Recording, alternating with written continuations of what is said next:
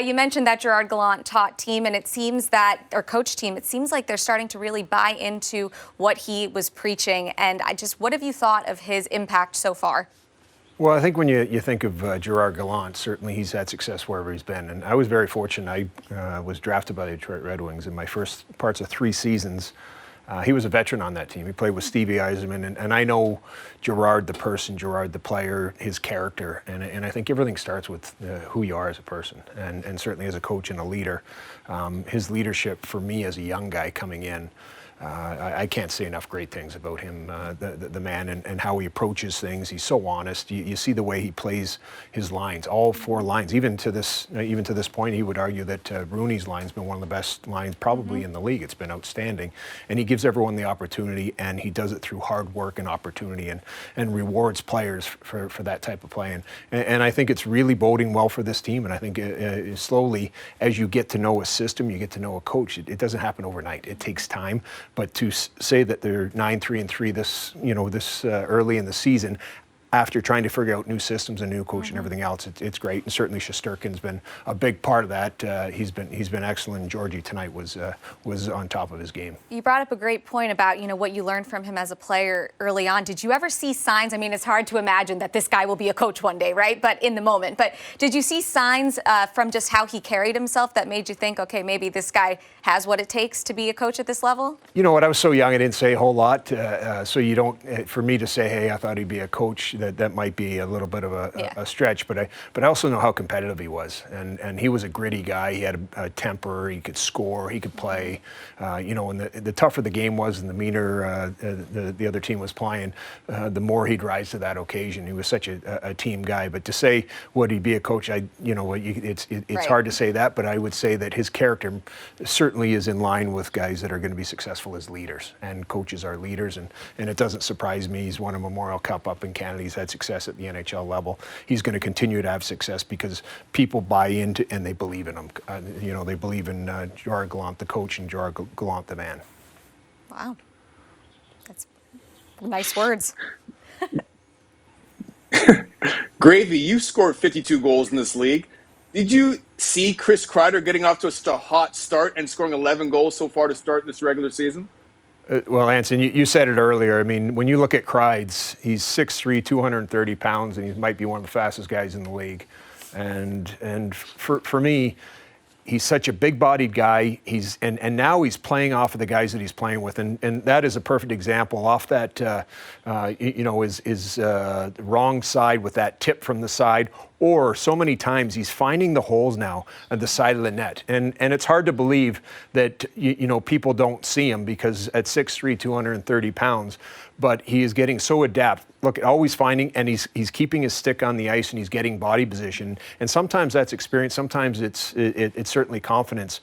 But he's a guy that's always had that skill, always had that talent. And sometimes when you have a quick start like that, then you can take your game to another level. When you're playing with guys like Panarin and Mika and guys that can really make plays, it makes the game easier. But I think for me, he's just really refined his game, and he's getting to the net. On every play, if you watch, rushes down the ice, offensive zone, he's getting to those holes, and he's getting to the net, and he's stopping at the net.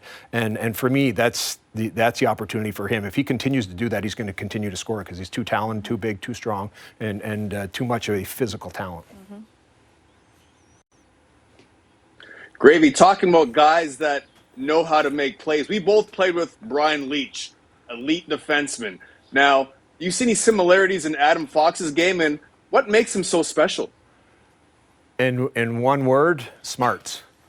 He's for me, he's the smartest player in the league. And I was at the first game of the season. I was sitting up there watching against Dallas, and I was thinking to myself, when was the last time I saw someone playing a game where they had the puck on their stick for that much time every time they were on the ice? And I was thinking, and you know what it brought me back to? When Jaromir Jagr was a Ranger in that year right after the lockout, when he scored 54 goals and had 123 points, And every time he was on the ice, he had the puck on his stick for at least half that time. And Fox doesn't do it with the power and and the incredible. He has incredible skill, but he does it in a different way. Like Yager was just unbelievable. You couldn't get the puck off him. Big guy, guys that bounce off him. Whereas he does it with his smarts and his edges. And you see where guys will be going to check him, and they're leaning the wrong way just because they don't know what he's going to do. For me, he's got the smarts of a Leachy and a Zubov. He's his own player, though. And Brian would tell you the same thing. And that's coming from the guy that's probably the president of Brian Leach fan club. This guy's a special player in his own right. And if he isn't the best defenseman in the league right now, both last year, this year, and for years to come, it's all about the smarts. I mean, he understands the game, the way he sees the game. He's always drawing people towards him and then looking for that guy coming late or that guy in the far post or Kreider, as I said, on that far post. And for me, he's the smartest guy in the National Hockey League. Yeah, a player the Rangers are certainly happy that they have locked up for the foreseeable future now. Another player who has made an immediate impact on this team this year is Igor Shesterkin. If you ask him, he still feels like he has better hockey to play in front of him, but he has been stellar multiple occasions, maybe even helping the Rangers get some wins when the play didn't necessarily merit a win. What have you thought of him? Well, certainly, and I will leave the analytical stuff to Valley and to Benny, our goaltender coach, because I'm not. Anson, we're forwards. We just shoot the puck. But I will tell you that he reminds me a little bit of those goalies that have that hockey sense.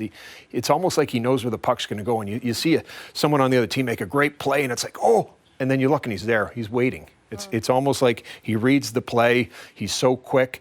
But he's had success at every level. And I can remember watching him up in Canada when Russia would come in and play the CHL All-Stars. And he was, when he was first drafted, maybe 6 foot. Now he's probably 6'2". He's not one of those guys that are 6'5" or 6'6".